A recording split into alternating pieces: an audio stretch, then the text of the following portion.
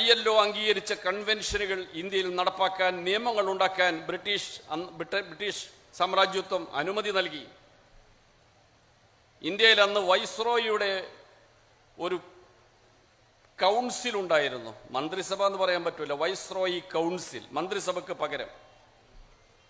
അതിൽ തൊഴിൽ വകുപ്പിന്റെ ചുമതല വഹിച്ചിരുന്ന ആളായിരുന്നു ഡോക്ടർ ബാബാ സാഹേബ് അംബേദ്കർ. ഇന്ത്യയിൽ അക്കാലത്ത് തൊഴിലാളികൾക്ക് അനുകൂലമായ നിയമങ്ങൾക്ക് രൂപം നൽകാൻ മുൻകൈയെടുത്തത് അംബേദ്കറാണ്. മിനിമം വേജ് എന്ന തത്വം ILO പ്രഖ്യാപിച്ചപ്പോൾ ഇത് ഇന്ത്യയിൽ നടപ്പാക്കാൻ അംബേദ്കർ മുൻകൈയെടുത്തു. സ്ത്രീ തൊഴിലാളികളുടെ സംരക്ഷണത്തിന് മെറ്റേണിറ്റി ബെനിഫിറ്റ് ആക്ടിന് തുടക്കം കുറിച്ചത് അംബേദ്കറാണ്. ആദ്യത്തെ പ്രോവിഡന്റ് ഫണ്ട് പദ്ധതി, ഇൻഷുറൻസ് പദ്ധതി, ESI ഇതെല്ലാം അക്കാലത്ത് നടപ്പാക്കാനുള്ള നിയമങ്ങൾ ഉണ്ടാക്കിയിരുന്നു.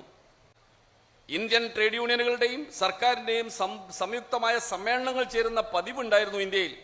ഇന്ത്യൻ ലേബർ കോൺഫറൻസ് ആദ്യം തുടങ്ങിയത് അംബേദ്കറാണ് 1942-ൽ. നമ്മുടെ ഭരണഘടന തൊഴിലാളികളുടെ അവകാശങ്ങൾ എടുത്തു പറയുന്നുണ്ട്.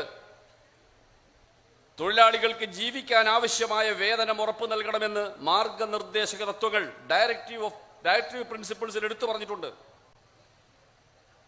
രാജ്യത്തിന്റെ വരുമാനം ഏതാനും വ്യക്തികളുടെ കയ്യിൽ കേന്ദ്രീകരിക്കുന്നത് തടയണമെന്ന് ഡയറക്റ്റീവ് പ്രിൻസിപ്പിൾസ് പറഞ്ഞിട്ടുണ്ട്, മാർഗനിർദ്ദേശക തത്വം. സ്ത്രീക്കും പുരുഷനും തുല്യ വേതനം നൽകണമെന്ന തത്വം പറഞ്ഞിട്ടുണ്ട്. ഒരു ഗവൺമെന്റ് വന്നാൽ ഭരണം നടത്തുന്നതിനുള്ള മാർഗനിർദ്ദേശങ്ങളാണ് ഭരണഘടനയുടെ മാർഗനിർദ്ദേശക തത്വങ്ങൾ, ഡയറക്റ്റീവ് പ്രിൻസിപ്പിൾസിലുള്ളത്. അതിനെ മാനിച്ചുകൊണ്ടുള്ള നിയമങ്ങൾ സ്വതന്ത്ര ഭാരതത്തിലുണ്ടായി.